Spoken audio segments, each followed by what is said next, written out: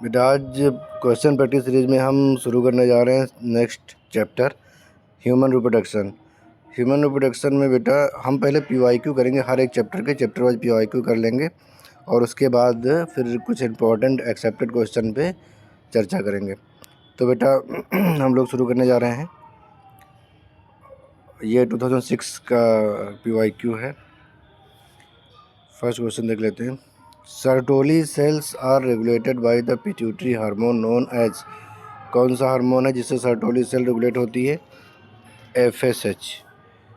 ये आंसर हो जाएगा बेटा। FSH सर्टोली सेल को स्टिमुलेट करेगा और तो स्पर्मेटोजेनेसिस शुरू होगी। ये आपका राइट आंसर हो जाएगा। सेकंड क्वेश्चन देखते हैं। Withdrawal of which of the following hormone is the immediate cause of menstruation. जो मेंस्ट्रुएशन शुरू होता है बेटा, मेंस्ट्रुएशन होता है तो किस हार्मोन के विथड्रॉल से होता है? कौन सा हार्मोन का लेवल गिर जाता है तो होता है ये एस्ट्रोजन नहीं होगा, FSH नहीं होगा, ये भी नहीं, ये प्रोजेस्टेरॉन होता है। प्रोजेस्टेरॉन बेटा क्या होता है? प्रोजेस्टेरॉन प्रेगनेंसी हार्मोन होता है। ये बेटा प्रेगनेंसी को बनाए रखने का काम करता है और एंडोमेट्रियम जो होती है उसको बनाए रखता है। जब तक प्रोजेस्टेरॉन है तब तक एंडोमेट्रियम डिस्ट्रॉय नहीं होती है, उसको रोक बना के रखता है। तो जब प्रोजेस्टेरॉन का डाउनफॉल होता है, प्रोजेस्टेरॉन का लेवल कम होता है तो एंडोमेट्रियम टूटना शुरू कर देती है और जब एंडोमेट्रियम टूटना शुरू कर देती है बेटा तो मेंस्ट्रुएशन वो एंडोमेट्रियम टूट के ब्लड के साथ बाहर निकलती है, जिसको बोला जाता है मेंस्ट्रुएशन। तो मेंस्ट्रुएशन कब होता है? जब प्रोजेस्टेरॉन लेवल गिरता है, कम होता है। AIPMT 2007 में क्वेश्चन आया है। In the human female menstruation can be deferred by the administration of FSH only, LH only, combination of FSH and LH, combination of estrogen and progesterone।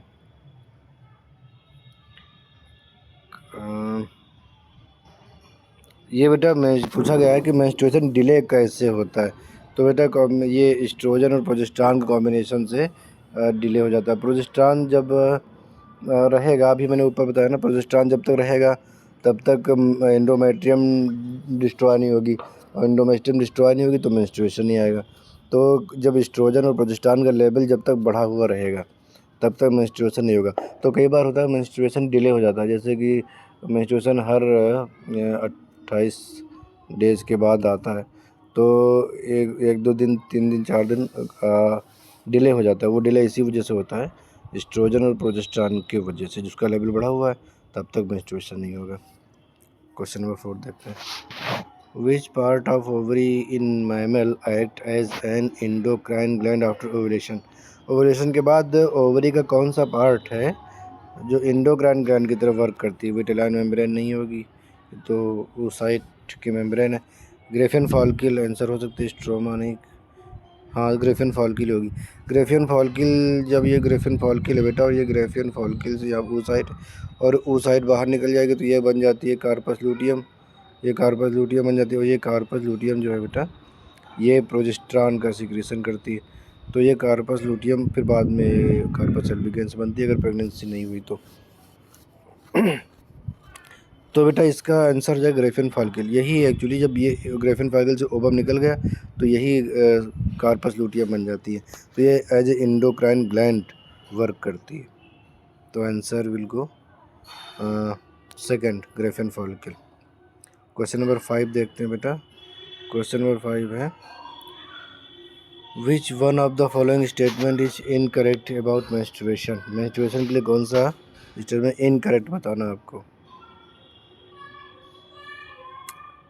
At menopause in the female, there is especially abrupt increase in gonadotropin hormone. Abrupt increase in gonadotropin hormone। हाँ, अचानक से gonadotropin का level बढ़ता है उस समय पर जब मेनोपॉज होता है। Beginning of the cycle of menstruation is called, हाँ मेनार्क बोलते हैं। जब मेंस्ट्रुएशन शुरू होता है प्यूबर्टी पे तो उसको बोला जाता है मेनार्क, और जब बंद होता है तो बोलते हैं मेनोपॉज। थर्ड ऑप्शन देखते हैं। ड्यूरिंग नॉर्मल मेंस्ट्रुएशन अबाउट 40, हाँ लगभग 40 ml ब्लड लॉस होता है। Menstruation fluid can be easily, नहीं इजीली क्लॉट होगा तो बेटा ब्लड कैसे निकलेगा, ब्लड जैसे निकलेगा वो क्लॉट हो जाएगा, और अगर क्लॉट हो गया तो मेंस्ट्रुएशन बंद हो जाएगा, यही इनकरेक्ट है। सो यही आंसर हो जाएगा। ये सभी जो करेक्ट हैं बेटा वो आंसर नहीं होंगे, ये तो आंसर नहीं होगी, ये सब स्टेटमेंट करेक्ट हैं। इनकरेक्ट बताना है तो आंसर ये 4 होगा। Menstruation fluid can be easily clot, जब भी मेंस्ट्रुएशन होता है तो ब्लड क्लॉटिंग वहाँ पर नहीं होती, ब्लड क्लॉटिंग हो जाएगी तो मेंस्ट्रुएशन रुक जाएगा, क्योंकि तो पूरा एंडोमेट्रियम निकलनी होती है ना, इसलिए वो ब्लड के साथ निकलती है, क्लॉटिंग नहीं होती जल्दी। क्वेश्चन नंबर 6 देखो, which extra embryonic membrane in human prevent desiccation of embryo inside uterus. इसका आंसर बेटा एमनियन होगा, डायरेक्ट क्वेश्चन आया हुआ है। एमनियन क्या होती है बेटा, ये एक्स्ट्रा एम्ब्रियोनिक मेम्ब्रेन होती है। एक्स्ट्रा एम्ब्रियोनिक मेम्ब्रेन जो होती है बेटा ये एम्ब्रियो, ये एम्ब्रियो,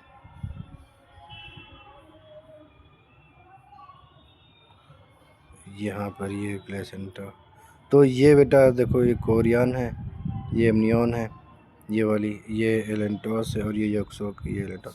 अब बेटा देखो यहाँ पे ये जो है ये एमनियन है, ये वाली मेम्ब्रेन एमनियन है, और इसी में भरा हुआ एमनियोटिक फ्लूइड, और एमनियोटिक फ्लूइड जो भरा हुआ है उसी में ये जो एम्ब्रियो बन रहा है बेटा, ये अंदर एम्ब्रियो बन रहा है, ये एम्ब्रियो सेफ़ रहता है। तो डेसिकेशन मतलब सूखना, इसको सूखने से बचाता है, और शॉक एब्जॉर्बर भी है। तो दो काम है इसके, पहली बात है डेसिकेशन से बचाता है, दूसरा शॉक एब्जॉर्बर है। तो जब जो एमनियन जिनमें मिलती है वो एमनियोट्स होते हैं। एम्फीबिया में एमनियन, ये रेप्टाइल से शुरू है, रेप्टाइल, एव्स, मैमल, ये सभी एमनियन इनमें मिलती है। सो ये एमनियोटिक एनिमल है। कुछ में एमनियन नहीं होती, वो एनेमनियोट्स होते हैं, जैसे एम्फीबिया। तो उनमें डेसिकेशन से बचाने के लिए उनमें एग के ऊपर आपने देखा होगा वो पानी में एग देते हैं, और जो बाहर देते हैं तो उनके लिए फिर उनमें एमनियन होती है। जैसे रेप्टाइल्स हैं, बर्ड्स में ये एग लेइंग करते हैं बाहर सूख लैंड पे ना, तो उनमें एमनियोटिक मेम्ब्रेन होती है। और ये जो एम्फीबियन वगैरह वो पानी में एग लेइंग करते हैं, क्योंकि फिर एम्ब्रियो सूख जाएगा उनका ना बेटा। तो इसका आंसर क्या हो जाएगा, amnion. In human adult female oxytocin stimulate pituitary to secrete vociferation, नहीं। cause strong uterine contraction during, हाँ ये बर्थ हार्मोन बोला जाता है ऑक्सीटोसिन, और ये लेबर पेन और यूट्राइन मसल जो होती है मायोमेट्रियम उसमें कॉन्ट्रैक्शन प्रोड्यूस करता है, लेबर पेन करता है, और पार्चुरेशन में हेल्प करता है। इट्स सिक्रीट, थर्ड देखते हैं, इट्स सिक्रीट बाय इंटीरियर, नहीं पोस्टीरियर पिट्यूटरी से सिक्रीट होता है ये। इसमें ग्रोथ ऑफ मेमोरी ग्लैंड, नहीं। मिल्क एजेक्शन में हेल्प करता है, मिल्क एजेक्शन में हेल्प करेगा, मेमोरी ग्लैंड की ग्रोथ में हेल्प नहीं करता। तो आंसर कौन सा हो जाएगा आपका, सेकंड हो जाएगा बेटा। क्वेश्चन नंबर 7, क्वेश्चन नंबर 8 देखते हैं बेटा। ये आया हुआ है AIPMT में, नीट में भी आया है और एम्स में भी आया है 2006 में और 2018 में। कई बार ये क्वेश्चन रिपीट हुआ है। देखो बेटा एक बार AIPMT में, फिर नीट में, फिर एम्स में क्वेश्चन रिपीट हुआ है। PYQ से बेटा रिपीट होते हैं क्वेश्चन ना, इसलिए PYQ पे प्रैक्टिस करना जरूरी है। In human at the end of the first meiotic division the male germ cell differentiate into the spermatid, नहीं पहले स्पर्मेटिड कैसे बन जाएगा, मियोसिस के बाद फर्स्ट मियोटिक जो कंप्लीट करता है तो बनता है सेकेंडरी स्पर्मेटोसाइट, फिर सेकेंड मियोटिक जो बनता है तब स्पर्मेटिड बनता है, फिर स्पर्मेटिड में मेटामॉर्फोसिस होती है जिसको स्पर्मियोजेनेसिस बोलते हैं, और स्पर्म बन जाते हैं, स्पर्मेटो जो है बन जाता है। तो आंसर क्या होगा इस क्वेश्चन का, सेकेंडरी स्पर्मेटोसाइट, ये आंसर जाएगा बेटा। AIPMT 2009 में क्वेश्चन आया है, seminal plasma in human is rich in fructose and certain enzyme but poor in calcium, calcium भी होता है, fructose, calcium and certain enzyme, हाँ ये ठीक है, fructose and calcium but no नए एंजाइम होते हैं, फाइब्रोनोजन, फाइब्रोनोलाइजन, ये सब एंजाइम्स होते हैं उसमें, इनासिटॉल, ये सब एंजाइम होते हैं, glucose and certain enzymes but no calcium होता है। स्पर्म की मोटेलिटी के लिए ज़रूरी है ना कैल्शियम, जो कैट्स पर चैनल होते हैं स्पर्म की टेल में, तो उसमें कैल्शियम का अपटेक होता है और स्पर्म की मोटेलिटी मिलती है स्पर्म को। तो फ्रक्टोज कहाँ से निकलता है बेटा? सेमिनल वेसिकल से। कैल्शियम कहाँ से निकलेगा? प्रोस्टेट ग्लैंड से। और कुछ एंजाइम जो सेमिनल वेसिकल से भी निकलेंगे और जैसे फाइब्रोनोजन ये निकलेगा सेमिनल वेसिकल से, और फाइब्रोनोलाइसिन ये निकलेगा प्रोस्टेट ग्लैंड से। तो ये जो सेमिनल वेसिकल हुआ, प्रोस्टेट ग्लैंड हुआ, बर्बोयूरेथ्रल ग्लैंड या कॉर्पस ग्लैंड, तीनों ग्लैंड्स को मिला के जो प्लाज्मा फ्लूइड होता है उसको बोलते हैं सेमिनल प्लाज्मा, प्लस स्पर्म ये मिलकर सीमेन बनता है। क्वेश्चन नंबर 10 देखते हैं बेटा। Question number 10, given below A diagrammatic sketch of a portion of human male reproductive system. Select the correct set of the names of the part label A B C D। Easy question है बेटा, बस diagram बना हुआ है, आपने label तो किया ही होगा उसको। देखो ए क्या है, ये वास डिफरेंस है। बी क्या है, ये सेमिनल वेसिकल है।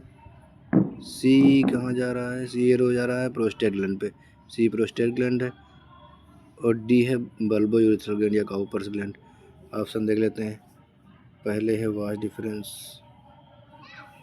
वास डिफरेंस पहले इसमें है, थर्ड में है वास डिफरेंस, फिर सेमिनल वेसिकल, फिर प्रोस्टेट, फिर बस यही आंसर, ये आंसर वास डिफरेंस है, सेमिनल वेसिकल है, प्रोस्टेट ग्लैंड है और बल्बोयूरेथ्रल ग्लैंड, यही आंसर हो जाएगा बेटा।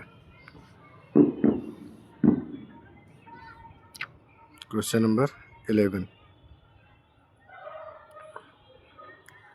Which one of the following is the correct matching of the events occurring during menstrual cycle? Menstrual cycle में, अब इसमें बेटा मैचिंग नहीं करना आपको, मैच है पहले से, उसमें करेक्ट मैच कौन सा है? Which of the following is the correct matching? Menstruation, breakdown of myometrium नहीं, इंडोमेट्रियम का ब्रेकडाउन होता है, इंडोमेट्रियम का ब्रेकडाउन होता है, मायोमेट्रियम का नहीं, सो ये गलत ही हो गया। Ovulation, LH and FSH attend peak, हाँ एलएच का लेवल पीक पे जाता है, एफएसएच भी बढ़ता है level, but sharp fall in the secretion. Progesterone का लेवल थोड़ा घटता है और फिर कार्पस लुटियम बनती है तो फिर से बहुत ज़्यादा बढ़ता है। तो कार्पस पे प्रोजेस्टेरॉन का लेवल उतना नहीं घटता है, शार्प फॉल नहीं होता ओव्यूलेशन के टाइम पे। Proliferative phase, rapid regeneration of myometrium लिखा है, अगर इंडोमेट्रियम लिखा होता तो ठीक था, मायोमेट्रियम लिखा है इसलिए गलत हो जाएगा ये भी।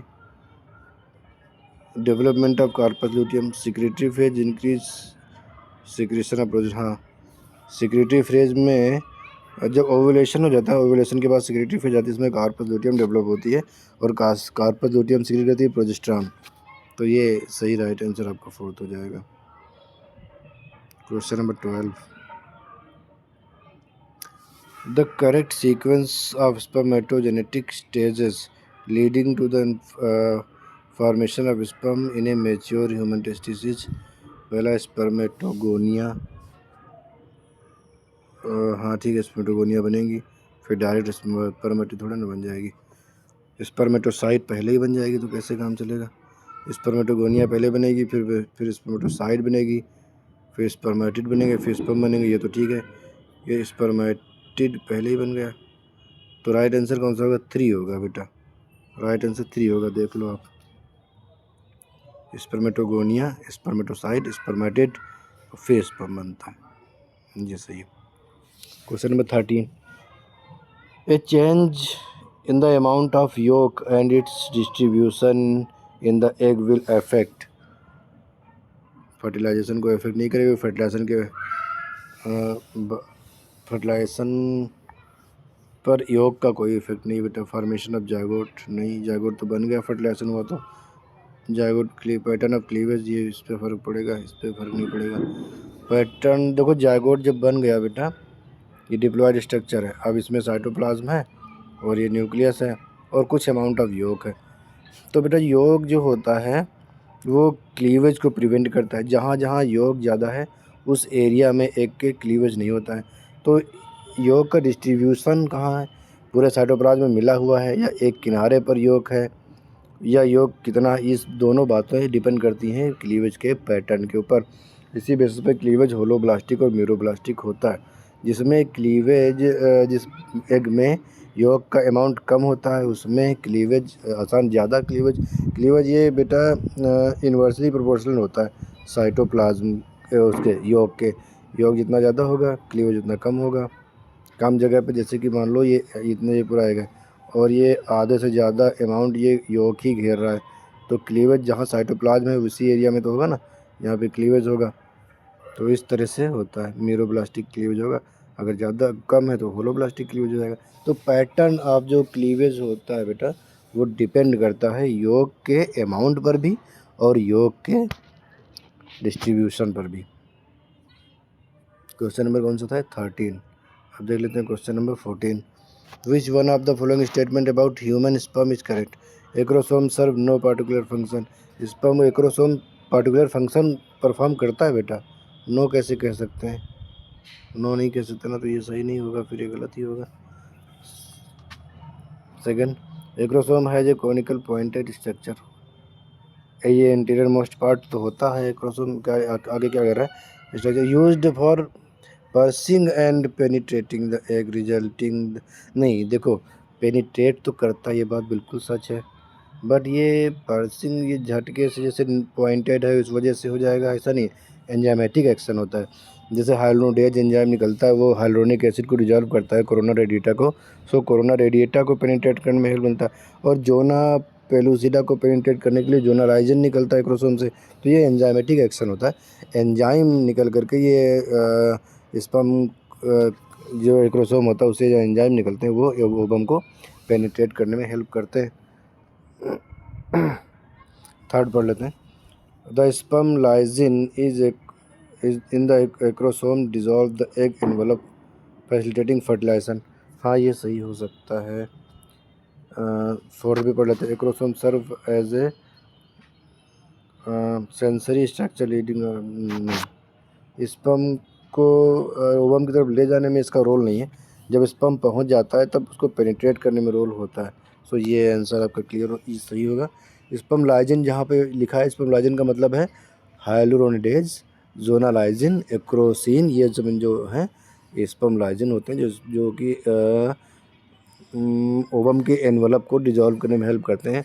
उसमें आपका कोरोना रेडिएटा भी आएगा एनवलप में, और जोना पेलुसिडा भी, दोनों को पेनिट्रेट करके स्पर्म अंदर जाता है।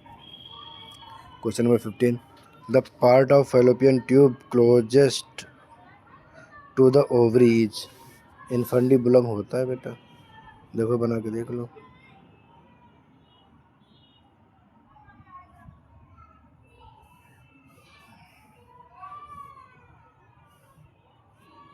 ये ओवरी है, ये एम्पुला, तो ये है स्थमस, ये एम्पुला, और ये इनफंडिबुलम ओवरी यहाँ पे। ठीक है बेटा, तो ये वाला जो पार्ट जो आपका होगा ये पूछा जा रहा है इनफंडिबुलम, ये ओवरी के पास है ना, ये वाला पार्ट पूछा जा रहा है। तो आंसर क्या जाएगा बेटा? इनफंडिबुलम। क्वेश्चन नंबर 16 है ये। The signals for parturition originate from fully developed fetus only placenta as well as fully developed fetus. Oxytocin release from, oxytocin तो बाद में रिलीज होगा, पहले फीटस सिग्नल देता है तब ऑक्सीटोसिन सिग्नल, और प्लेसेंटा का भी रोल होता है। Placenta as well as fully developed foetus, इन ये दोनों स्टिमुलेट करते हैं, सिग्नल्स देते हैं पार्चुरेशन के लिए, तब ऑक्सीटोसिन निकलता है।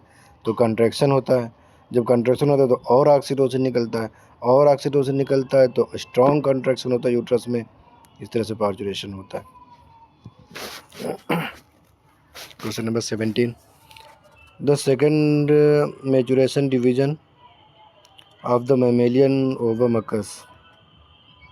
सेकेंड मैचुरेशन डिवीजन कौन सा? मियोसिस सेकेंड की बात हो रही है। देखो मियोटिक डिवीजन जो होता है वो अरेस्ट हो जाता है ना सेकेंडरी ओसाइट में, मेटाफेज में। एनाफेज प्रोमोटिंग प्रोटीन जब बनती है तब ये आगे एनाफेज में जा कर के फिर डिवीजन कंप्लीट होता है। तो ये इसमें ओवम अकर्स कब होता है ये बताना, 4 ऑप्शन दिए हुए। In the Graafian follicle following the first maturation division, नहीं। शॉर्टली आफ्टर, ये तो नहीं होगा। Shortly after evolution before ovum मेक्स, नहीं। Until after the ovum has been penetrated by the sperm, until after ovum has penetrated by the, हाँ, जब तक स्पर्म पेनिट्रेट नहीं करेगा तब तक नहीं होगा। Until the nucleus of sperm has fuse, नहीं।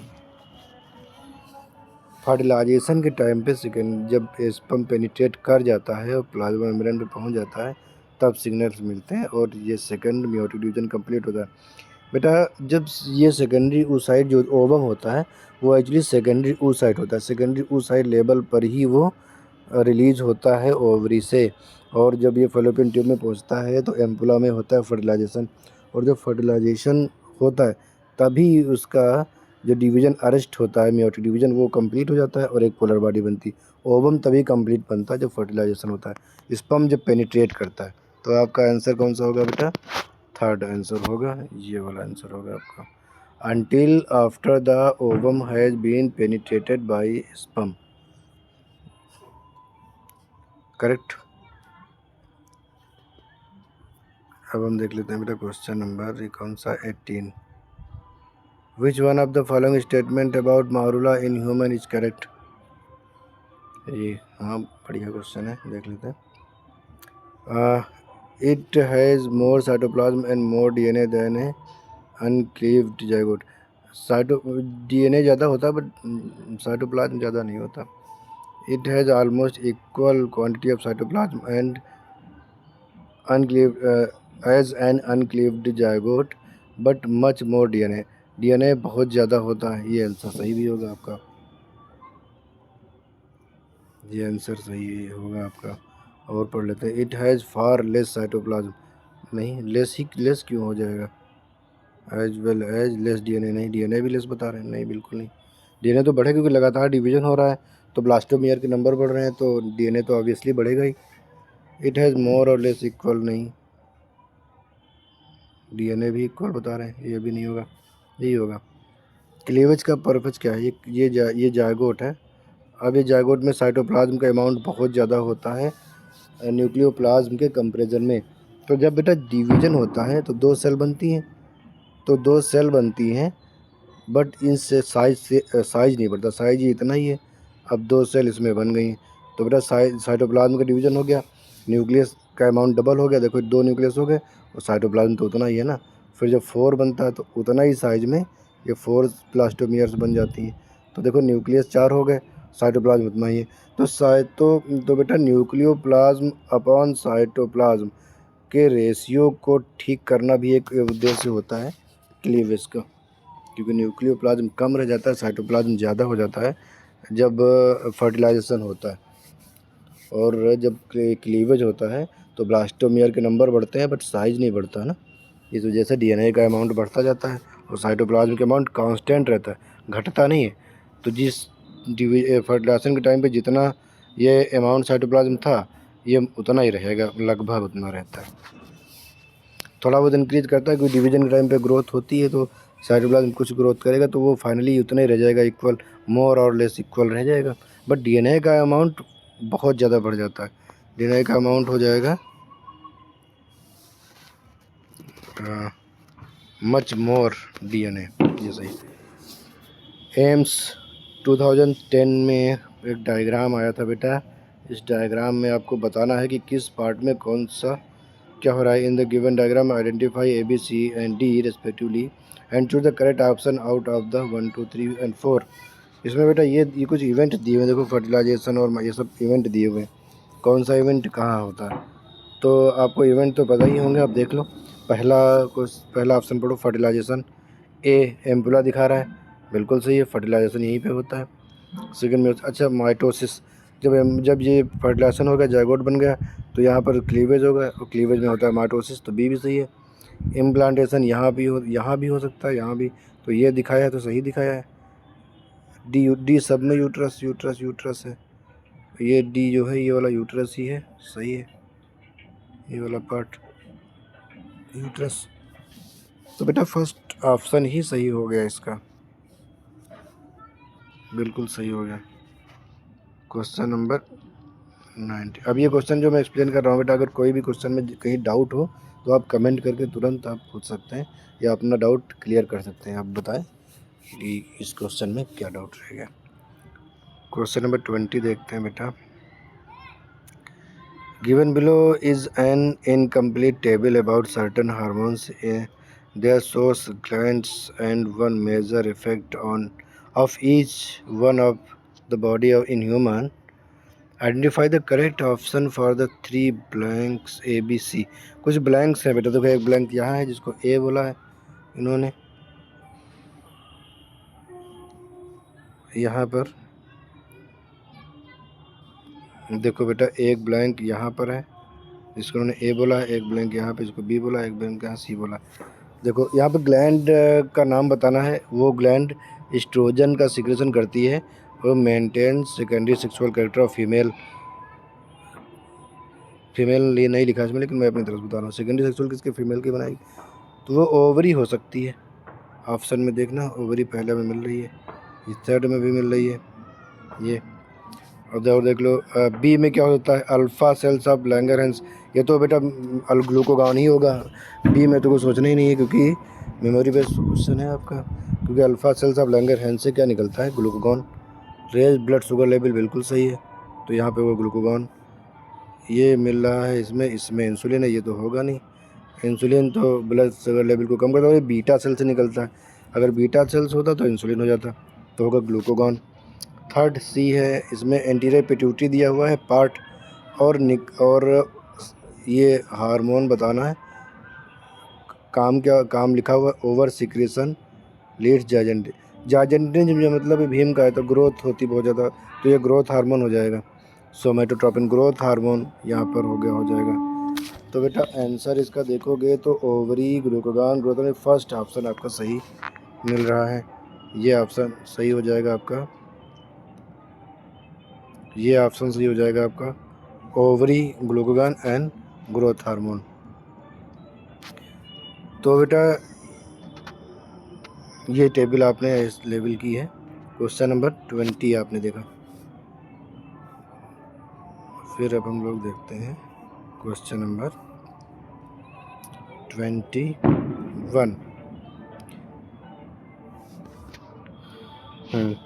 If for some reason the vasa efferentia in the human reproductive system get blocked, the gametes will not be transported from। वासा एफरेंसिया अगर ब्लॉक कर दिया जाए तो स्पर्म ट्रांसपोर्ट नहीं होंगे, from किससे transport नहीं होंगे, the gamete will not transfer. Gamete का मतलब स्पर्म ही है, will not be transferred from testis to epididymis. हाँ वासा एफरेंसिया नहीं होगी तो एपिडाइमिस में तो नहीं आ पाएंगे, ठीक है। एपिडाइमिस तो वाज डिफरेंस नहीं, जब एपिडाइमिस में नहीं आएंगे तो वाज डिफरेंस की बात है। ओवरी टू यूट्रस, ओवरी में कहाँ पहुँच गए, अभी तो मेल ट्रैक्ट से ही बाहर नहीं निकले। वजाना टू यूट्रस नहीं, यही हो जाएगा। देखो ये टेस्टिस है आपका,